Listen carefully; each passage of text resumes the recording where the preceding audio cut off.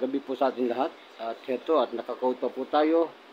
At mukhang napakalamig ngayong buwang ito na ating pong nararanasan. Ang ating pong pag-usapan ngayon ay ang pamatay po at talban ng pangingilig, ang ating kalaban. Marami po kasing mga lumilipad o nahati ang katawan na namamayagpag sa mga kapitbahay po natin.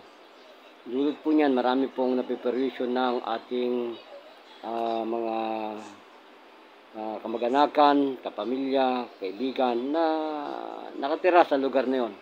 Ngunit kung alam po ninyo itong ating kapangyarihang pamatay sa lahat po ng lumilipad, mga manananggal, aswang, ay bigyan po ng tuldok, ang mga kahirapan, sakuna, at paghihirap ng mga nanay na nagiging sani ng pagkamatay ng kanyang mga anak sa sinapupunan.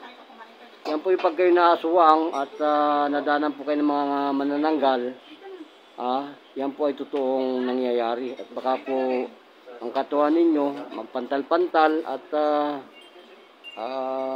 kung paminsan-minsan po nagbibleeding, nakukunan ng mga nanay na nagbubuntis, lalo na po yung mga iaanak na lang, nakakain ang nasa sinapupunan. Kaya ito po ang orasyon, at taimtim po na banggitin na may paniniwala sa Panginoon, pagmasdan, basahin. Ito po ang orasyon. Ayan, tingnan.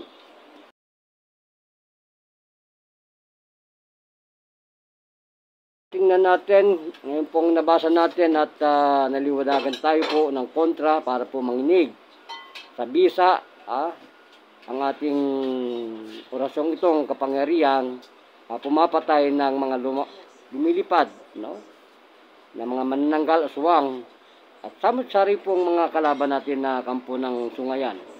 Ay atin po lagi po itong gamitin sa pang-araw-araw na buhay natin, lalo na po kung alas 3 ng hapon.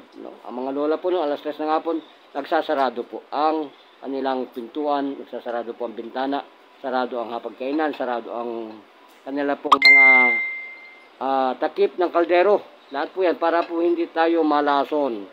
So yun lang po ang inyong abang lingkod na nagbibigay po ng salubin, kuro-kuro at mga babala, na kung saan nasa Diyos po ang awa, nasa tao po ang pagpapala.